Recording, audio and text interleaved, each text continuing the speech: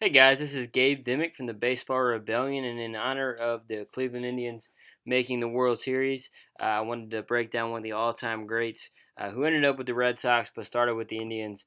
Manny Ramirez. This is one of my favorite clips of him. This is actually his first ever home run, and he's one of the best hitters of all time. And we might remember him as a bigger guy, but when he first came into the league, he was strong, but he wasn't the guy he ended up being as far as his size, which certainly helped. But I mean, this guy could always hit, and I wanted to take a look at the things that allowed him to be so successful. So let's start going through his swing here. He's got an interesting tempo of and a sequence of his movement. So one of the big things that most of the best hitters do is they don't leave their pelvis neutral. Okay, and what I mean by that is what he's doing right here at this first move is pretty neutral with his pelvis. So you're going to see his front knee go way up. Okay, you're going to see it go kind of straight up though. So there's not a whole lot of turn there. And so what I mean by neutral is his hips are really straight on. They haven't really counter turned to load up at all. But what's interesting here is that he kind of goes up without turning those hips in. And now in this next phase, that's where you're going to see his hips turn. So now you see the angle of that front leg change. So you're going to see the angle now be a little more this way. And so what's really happened is his hip has turned back. His front hip's kind of turned in a little more. So he's really loading up that back hip here. So again, just to see it a little more fluidly up, then he kind of counter rotates those hips to create the torque from his back hip to when he's ready to explode, he can do so with a little more explosion.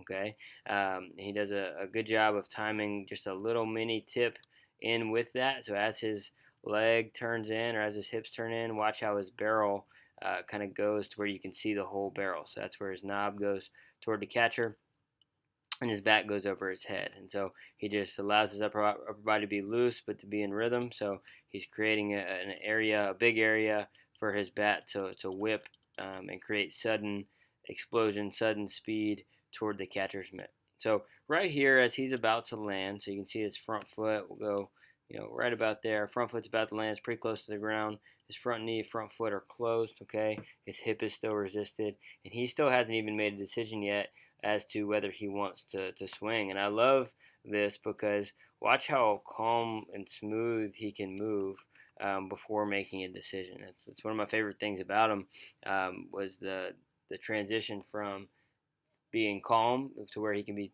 totally looks relaxed and smooth, and it allows him to be accurate to violent right away.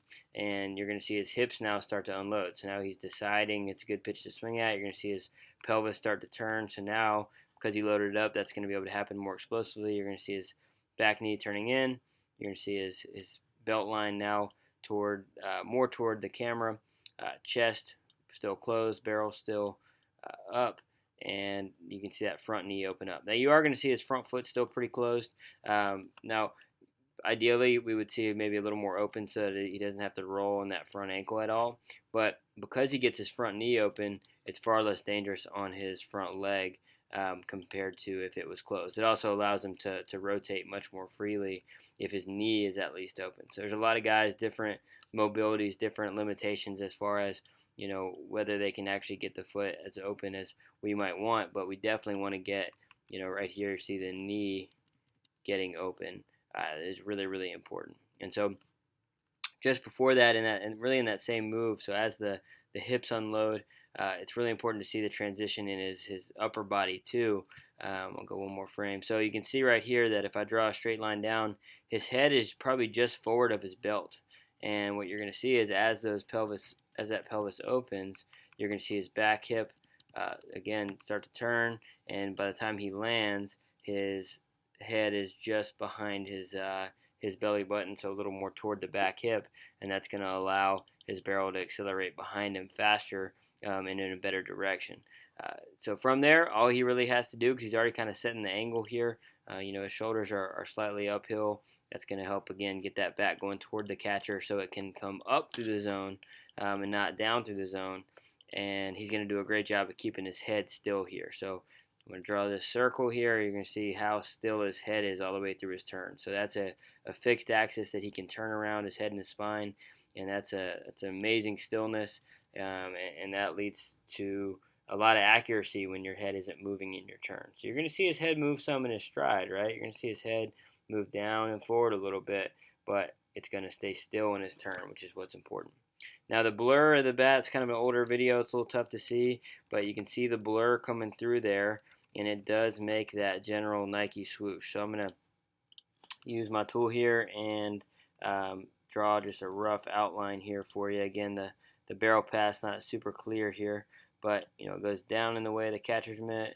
You can see the blur coming up through here, and then there's contact. So you can see that it makes sort of that Nike swoosh shape that you see in the best hitters. So they're not going straight up with their swing, but it's on plane, and it is on a very smooth uphill path that allows for lift, allows for being in the way of the ball for a long time with their barrel. Okay, you can see his back foot. You can watch his hip as his hip pulls his knee, and as he pulls his foot, thrusts it up and forward. That delivers a very effortless blow up through the ball, lower half and upper half coordinating behind it.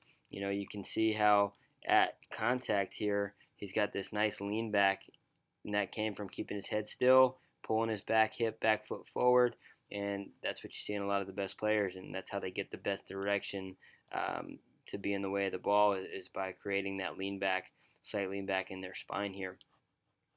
Last thing I want to talk about is his upper body and how his upper body really works together as a unit. Okay, so watch how the back shoulder is going to drop down as the front shoulder goes up. Okay, so those are going to work equal and opposite here, and they're going to tilt first. They're not going to turn first. They're going to tilt first. That's a really important move for creating separation and not spinning off the ball. That the upper body working together is super important. So he has almost no slack. When we say no slack, it means the back shoulder works down, the front shoulder works up, and the elbows work as well. So the back elbow works down, the front elbow works up, and the barrel starts to blur almost immediately. So that's the sudden speed behind the ball. And then from there, you're going to see his front elbow. See how his front elbow has worked up now as his back elbow worked down. So he creates the hitter's box, right? And then by the time he makes contact, his barrel is in line with his front form. So that just means that he turned the barrel, hinged the barrel away from his body, effectively at the right time to coordinate his barrel up through the ball at a maximum speed. And there were a lot more of these in Manny's career, and this was his first ever home run. So just as a tribute to the Indians and to Manny, because I watched his swing lots of times when I was a young kid, but revisited it recently and just loved what he did, and it was a fairly simple style of hitting. Yeah, he had a leg kick and things like that, but it wasn't anything crazy. It was very smooth, almost appeared effortless, and I really love his swing, and so it was good to do a breakdown. I'm a Yankees fan, so I also had a hard time doing a Red Sox breakdown of Manny, so I'm glad I got to do an Indians one. So I hope you guys enjoy the World Series, and I hope you've learned something from watching Manny swing here.